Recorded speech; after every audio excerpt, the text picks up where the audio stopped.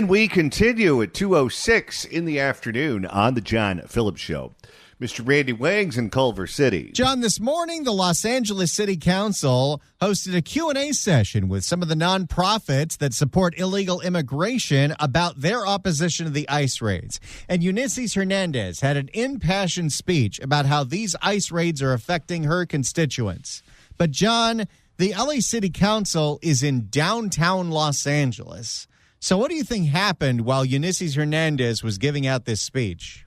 Cue the sirens. I've had people that I know that I love very much that have been in immigration prisons, and that's something that never leaves you.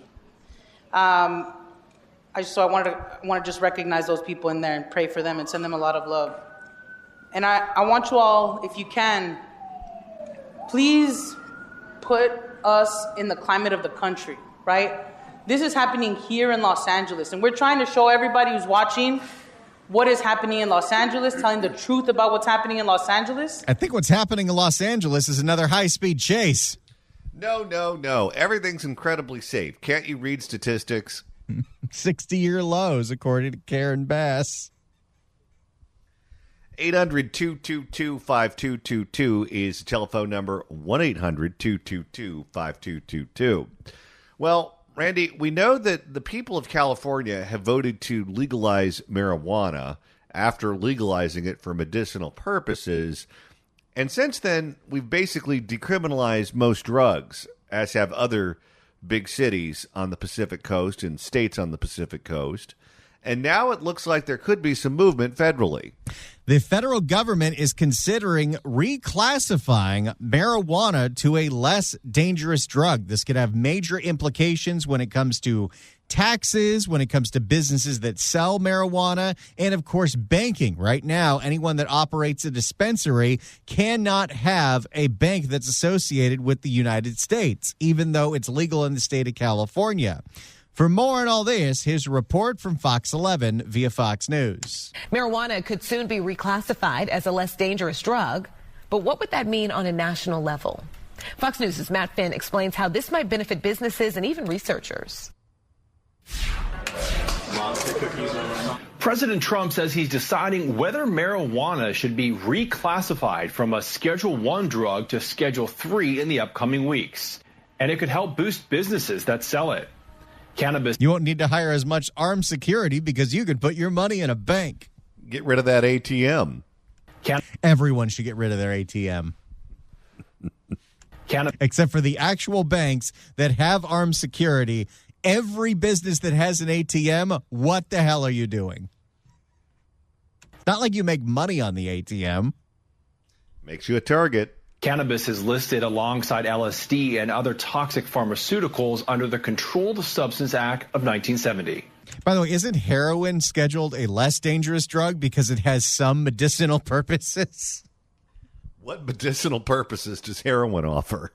Well, if you're like in a hospital setting and you're trying to kill someone's pain, it's an opiate. Yeah, but you can't get it from Rite Aid and use it at home, can you? No, you cannot. But I'm saying that's where these classifications are very strange. I see. The ones that have some sort of medical application are less dangerous, according to the federal government, than the ones that don't. And currently it says pot has no medicinal benefits, but heroin does. All right. In the federal government's eyes, cannabis has no medical value. While reclassifying marijuana would not make it legal for recreational use nationwide, it could secure major tax savings for marijuana businesses, which are already licensed to sell the product under some state laws. Businesses get tax deductions for all kinds of things. Cannabis businesses under federal tax law can't get any of those deductions like any other business can. Is this the driver for this so the pot stores can get a tax credit? Oh, I'm sure. Fiona Ma, who is the current treasurer of the state of California, ran on the platform of using that office as a bully pulpit to get the dispensaries into the banks. There is a lot of money riding on that happening. It could also bring a win for researchers who currently cannot run authorized clinical studies on Schedule I substances. Have legislators who say, well, show me the evidence of medical value of cannabis. Well, federal prohibition makes generating that evidence really difficult. Law enforcement groups and conservatives have argued against the reclassification of cannabis, saying it can be highly abused. Still, What? I was told it's harmless. Oh, yeah. Lots and lots and lots of teenagers with glaucoma have been treated with it. You know how when it was only medically legal, how easy it was to get one of those cards? Oh, well, didn't they have doctors that advertised in the LA Weekly saying you could get one of those cards from them if you paid a fee? Well, you could also go to any strip mall in the San Fernando Valley, and there would be an office there, and you literally just check a box on a form that says, I have insomnia. Here's your card. Get all the pot you want. It was like $60 a year. Still, a majority of states in the nation. One time I got my car broken into, and someone stole my pot card. Well, that has value. Still, a majority of states in the nation allow for Americans to access it as a medical treatment. And 38. It's one of the strangest things. I spent a lot of time in Santa Fe, New Mexico, and New Mexico decriminalized pot a few years ago, and before that they had it medically. Santa Fe has all this old, incredibly beautiful adobe architecture, all these really classic restaurants, 100-year-old hotels, and a ton of pot stores. Well, ever since they decriminalized it in Las Vegas, every square inch of that town smells like marijuana. I want to go back to the good old days where every square inch of that town smelled like tobacco. And 38 states have what we call comprehensive medical marijuana programs. And in an AP VoteCast survey conducted last year, 6 in 10 voters said they favored marijuana legalization for recreational use nationwide. In Los Angeles, Matt Finn, Fox News. So there is what might be happening in the next few weeks as the federal government considers reclassifying marijuana to a less dangerous drug, which doesn't mean it would be federally legal, but would mean that if you open a pot store in California, you get yourself a little write-off. So here's where I come down on this.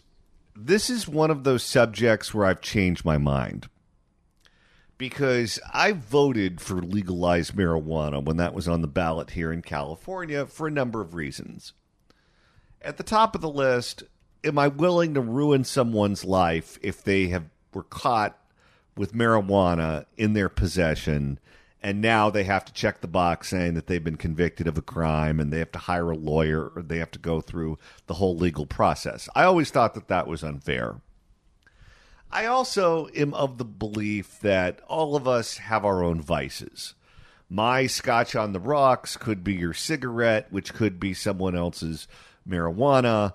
And I don't want you taking my vice away from me as we did during Prohibition. And I can't say that I don't want you to take my vice away from me if I have the ability to take your vice away from you. And also, philosophically, I'm of the belief that we're on the planet a short period of time. You might as well be happy while you're here, as long as you're paying your bills, as long as you're not abusing your children. I don't particularly care what you do. So from that small L libertarian standpoint, I didn't have a problem with it. And that's what caused me to vote to legalize it. That being said, I regret that vote more than any vote I've ever taken in my life as a voter. Because when you look back at what has happened to this state since we legalized marijuana, that, I believe, was the first domino to fall that has led to the drug and homeless problem that we now have. I have lived in this state my entire life. I have never seen it in this condition. I have never seen the number of people living on the streets, and in the condition that they're living in. Part of it could be that marijuana is a gateway drug, and that argument was true. And once you start sampling marijuana, you start sampling other things, and if you sample something hard that scrambles your brains, there's no going back. The other part of the problem is that fentanyl is a game changer. When you buy drugs, particularly on the black market, and you do not know that those drugs are laced with fentanyl, you may think you're buying something that's quite benign, but you end up getting something that's hardcore, and you become addicted to fentanyl when you thought you were just going to smoke some marijuana. We haven't found a way to prevent that from happening, and a lot of our drug problem right now is directly related to fentanyl. But I want to refer you to a story that just was published in the Wall Street Journal that talked specifically about Oregon and Washington and how their experiment to decriminalize virtually all drugs has failed and not only led to the homeless problem and the drug problem, but they were able to directly link it to crime. Listen to this. This is coming from the Wall Street Journal. In 2020, Oregon and Washington took steps to decriminalize drug possession, the former by ballot initiative and the latter by state Supreme Court ruling. To estimate the effects of these changes, the paper's authors compared the states with 23 others. They used roughly 3 years of data from the National Incident-Based Reporting System, a crime data collection system managed by the Federal Bureau of Investigation. The authors also use modern economic methods that allow them to discern decriminalization's effects more precisely than prior research did. The results are startling. In both states, Washington and Oregon, the authors find statistically significant increases in total violent crime, murder, robbery, aggravated assault, total property crime, burglary, and motor vehicle theft. Their results are equivalent to a roughly 14% increase in the daily violent crime rate in both states. Daily property crimes rose by 21% in Washington and 9% in Oregon. Several robustness checks indicate the effects aren't statistical flukes. These results, again, I'm reading from the Wall Street Journal, are probably unsurprising to residents whose objections to the results of decriminalization helped drive repeal. When I visited Portland in 2023, large portions of the city had been taken over by open-air drug markets. People use drugs openly on public sidewalks, including in front of police officers. It makes sense that such concentrated disorder and dysfunction resulted in such crime, end quote. That coming from the Wall Street Journal. The Journal found a direct link between decriminalizing drugs and a rise in crime across the board in all of those categories I just mentioned. And we may not be as bad as Portland, and we may not be as bad as Seattle, thank God, but I guess that means there's more room to fall. But we're experiencing similar things here in the state of California. And I believe that original sin was legalizing marijuana. That's when we started moving down the road of having a permissive attitude about drugs, purposely looking the other way when people are doing drugs in public, purposely looking the other way when people commit crimes to support their drug habit, not putting people in prison when they break the law, and having the general attitude that allowing people to live in that kind of filth was okay. That's when it started. And if we are going to clean this state up, and we are going to live in a world where that is not tolerated, living like this is not acceptable, you cannot have a permissive attitude about drugs. Because let me tell you, it is possible to be a recreational user of marijuana and do all the things that I mentioned before. Pay your taxes, show up to work, not abuse your kids, all those things. I don't think it's possible to live a healthy lifestyle if you're addicted to fentanyl. I just don't. And the same thing probably goes for any number of other hard drugs. But that's what we're dealing with here right now. And I think that collectively, not just us, but the other Pacific Coast states are going to have to reverse course on our permissive attitude about drugs if we want to become safe, clean places again. Part of the issue right now with the affordability crisis in California is that there are plenty of neighborhoods that are just no-go neighborhoods. They're just neighborhoods that have been taken over by the homeless or taken over by crime or taken over by undesired elements. And because of that, nobody in their right mind would live there. Why would you live in an area that has drug dealers all over the place or open-air drug use all around you? You would never live there. And many of these neighborhoods are in areas that are city centers, downtown areas, densely populated areas, where if they were clean and safe, we could put a lot of people. And that would help alleviate our housing crisis. But because we've just ceded large amounts of land to crime, and for whatever reason have just been perfectly happy to accept that, that contributes to our housing crisis. That contributes to the high cost of rent. That contributes to the high cost of living across the board. I believe that if we are going to help ourselves fix our crime problem, fix our drug problem, fix our high cost of living problem, then reversing course on our attitude about drugs is a necessary component. The people of California voted to legalize drugs, or voted to legalize marijuana, I should say, in California. And I think it's time the people of California rethink their attitudes and certainly rethink their vote. I know I have, and I'm curious to get your take on this at 800-222-5222, 1-800-222-5222. Is it time for the state of California to reverse course on legalized marijuana? I say yes. What say you? At 800-222-5222, 1-800-222-5222. If you'd like to email the show, you can do so at johnnydon'tlikeshow@gmail.com. That's johnnydon'tlikeshow@gmail.com.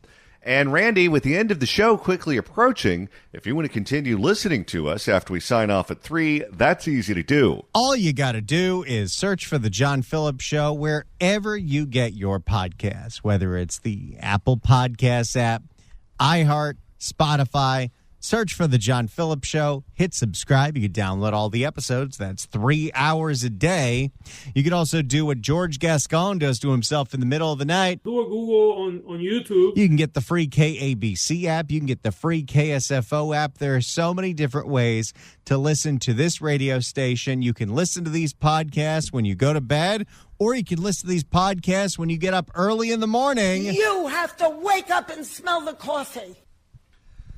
All right, I think it's time for the state of California to reverse course. We voted to legalize marijuana.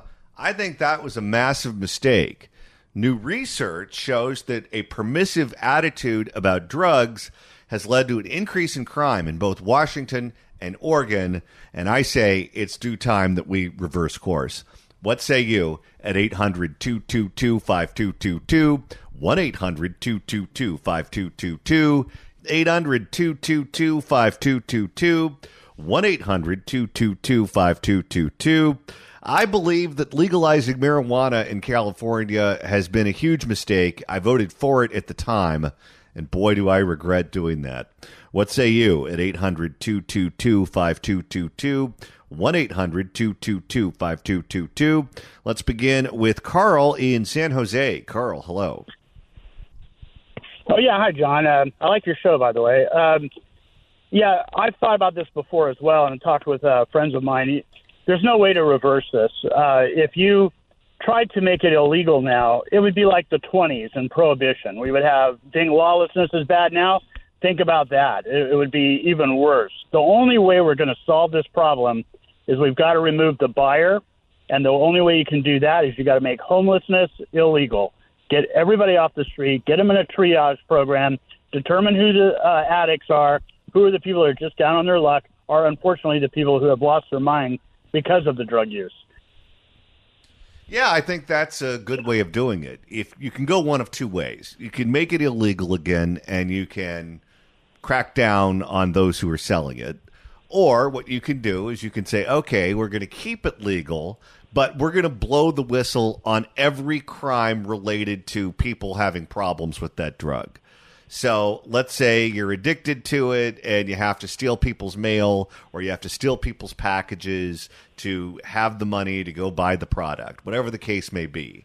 And instead of just looking the other way, we're going to come down on you like a ton of bricks. So you'd call that an enhancement then that would be added to the charge? Well, we know, and I'm not talking about just marijuana here, I'm talking about just drugs in general. We know what crimes are related to drug use, to people being addicted to something and they don't have the money for it. And when you're addicted to something and you don't have the money for it, you have to do things to make sure you can feed your habit.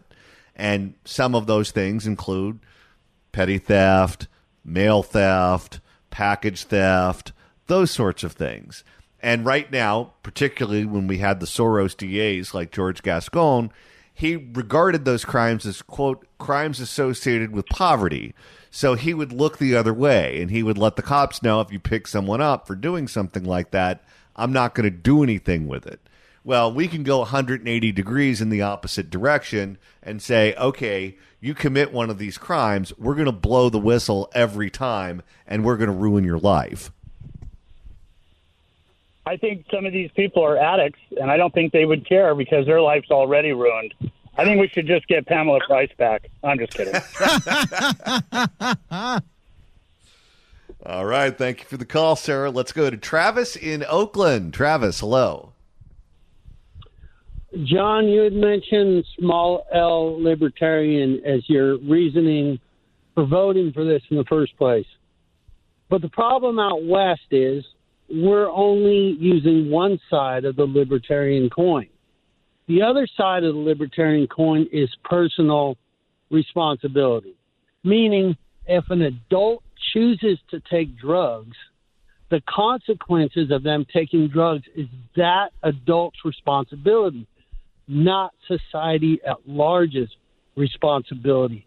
People shouldn't even be taking these drugs on the street. That should be a problem. They should only be able to do it in the privacy of their own home, and they should take everything that comes with it. And if they break other laws, as you're just talking about, they should be prosecuted. You can't use, I was on drugs, that's why I did it. No, you choose to take drugs, you mess up, you take the consequences. Now, in Florida, pot's legal.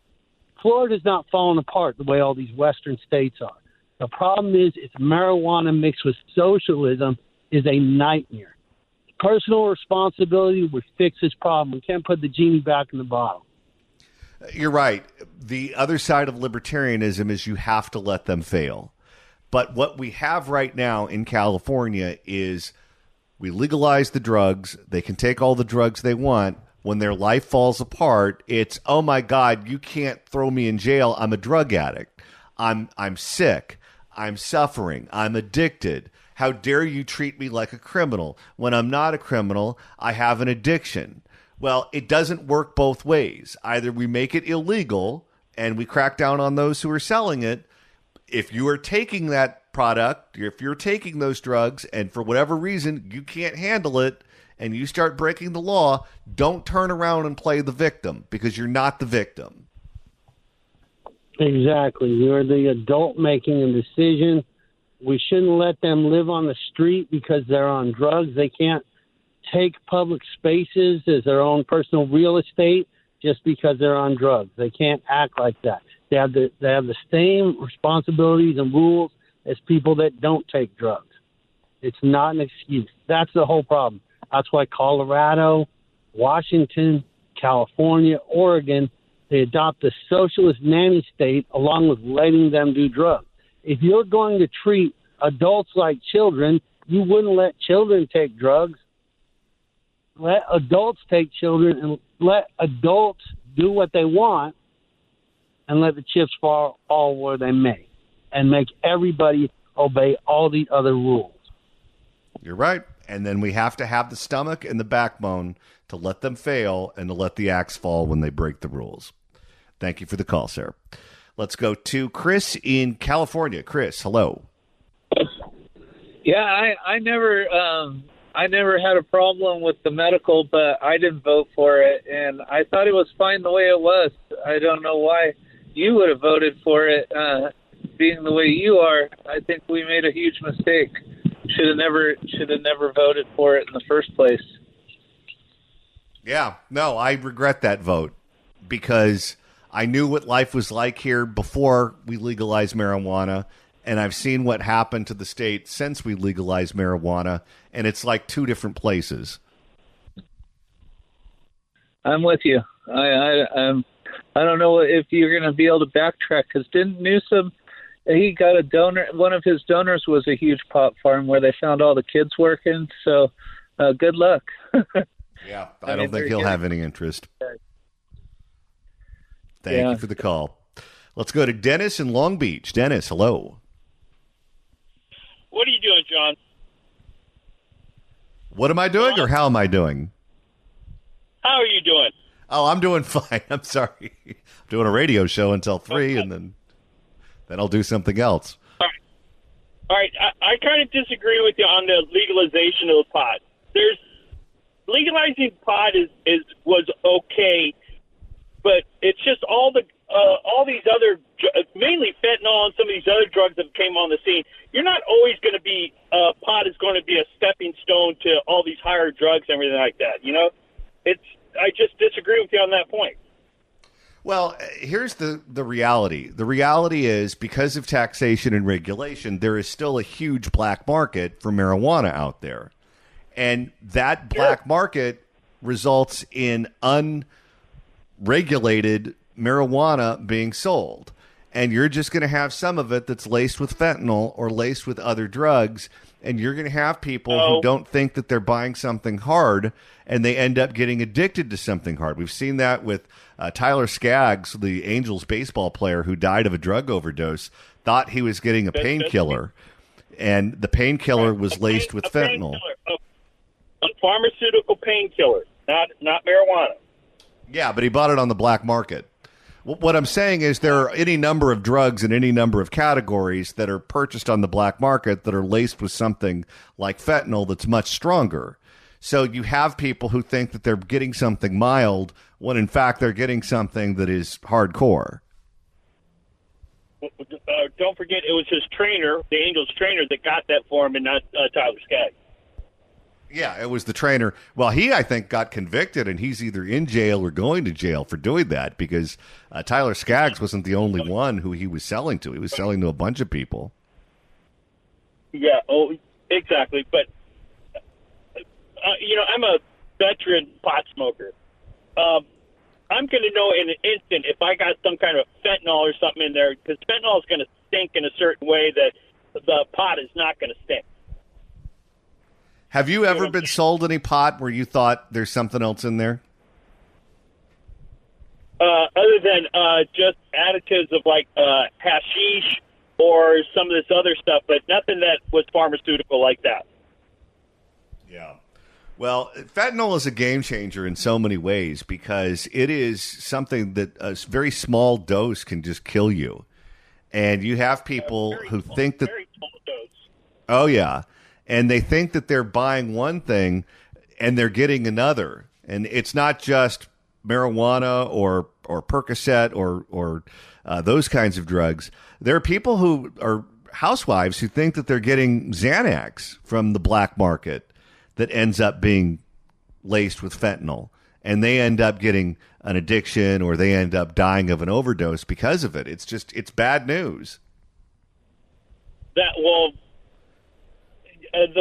The black market for getting Xanax, something over the counter or something like that, that's a different story. That's, if you can't get the real stuff, well, all right, I can see what you're saying too.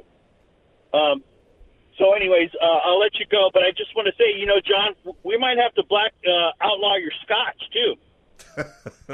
Well, if you did that, I'd probably lose weight. Thank you for the call, sir. Yeah, well, my golf game, I don't drink scotch on the golf course. If I started drinking scotch at 7 o'clock in the morning, then I definitely need to go to a meeting. 800-222-5222. Let's go to Mike in Orange County. Mike, hello. Hey, John, how you doing? I love your show. The problem with marijuana is that marijuana is a mind-altering drug. And whenever you're on marijuana, the things you do on marijuana you like, and you can't ever do those things again unless you're on marijuana. So it's addicting. And once you're addicted to something, that drug controls everything you do. And so I think that we made a big mistake legalizing marijuana, and we're making a bigger mistake by making all drugs legal. All right. Thank you for the call, sir. Let's go to Pat in Hercules. Pat, welcome. Hi, this is Pat. I'm just trying to figure out what to do with my next door neighbor. Well, the neighbors are great. We go to dinner with the parents. The son is in his 50s. He's lost all of his friends. He either does drugs, he either drinks, but the marijuana part is just coming in from his side door over to our front door, and it comes into our house, and it is really, really bad. We have to turn on the vents. We've had to put fans by the front door. My husband built a lean-to kind of a thing where we can grow plants up the side of it to break the smell. Nothing seems to be working. We've talked to the parents. We have talked to the police. The police have said the only thing they can do is come and talk to him. I tried actually talking to him, and he practically came over the fence and was chasing me. I ran in the house and locked the door. I don't know what else to do. Does anybody out there have a suggestion? Well, I lived in an apartment building at one point in time where the neighbor across the hall smoked marijuana 24/7, and the odor comes through the vent and into your unit.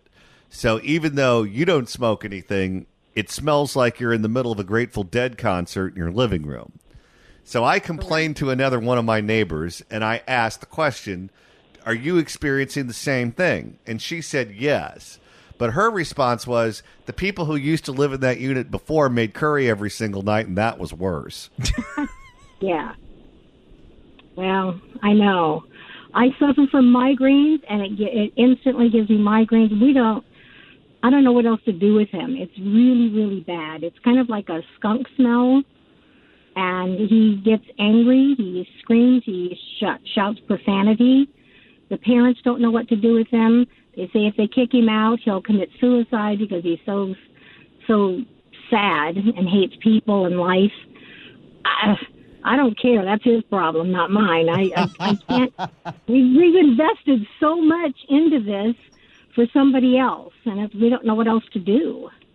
That sounds like you're in a pickle. Thank you for the call. Yeah. I wish I had an answer for you. I just don't, though. Well, I think you fight fire with fire. If his pot smoke smells like a skunk, you put a skunk in their basement. But if the guy's crazy, I don't think that's going to bother him. I don't even think he'll notice. Let's go to Scott in Hollywood. Scott, hello. Hey, Randy. Hey, John and Randy. The last caller, she can blast her speakers playing Polish polka music at that next door neighbor. How about that? But anyway, getting back to the drug issue, there was a scene in the Godfather movie, the first one, where prohibition gets lifted and there's a meeting of the mafia bosses. What are we going to do? We can't sell alcohol anymore. So they decide to move into drugs.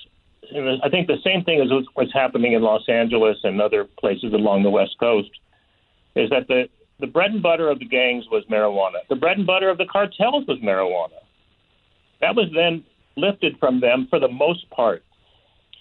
And they each had, the gangs and the cartels, the importing cartels, had to move into something else. And that was the synthetic drugs, the meth, the heroin, and the new ones, the pink cocaine and ketamine and all that stuff, trank.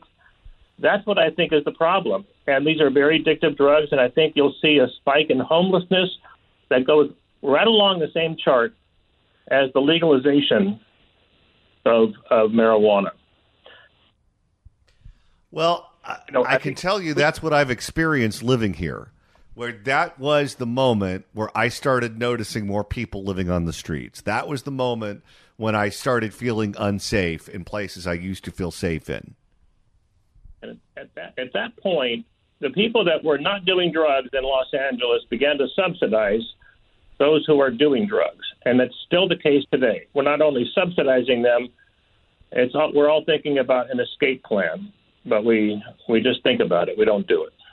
Anyway, that's what I wanted to say. All right. Thank you for the call, sir. Let's go to Albert in Northern California. Albert, hello. Hi, John. Hi, Randy. I had to call because the one guy, you asked him real nicely. He said, how long you been smoking weed? And he's smoking it every day. And just when I was listening to him talk to you, I was going like, yeah, I can tell.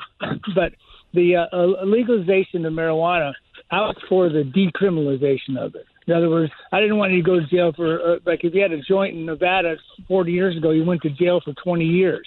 So I was for that. But I knew the legalization of it was going to turn out today. And anybody who says that marijuana is not a stepping stone to harder drugs has never done marijuana and harder drugs because, I smoked some weed. I don't. Okay, let's take some cocaine. Let's do some fentanyl. Basically, anybody that is smoking weed today, especially today's pot, is really they have psychotic problems because it's so potent. That's all I want to tell you. All right. Thank you for the call, sir. That's going to do it for us today. We'll be back tomorrow at noon for another edition of The John Phillips Show.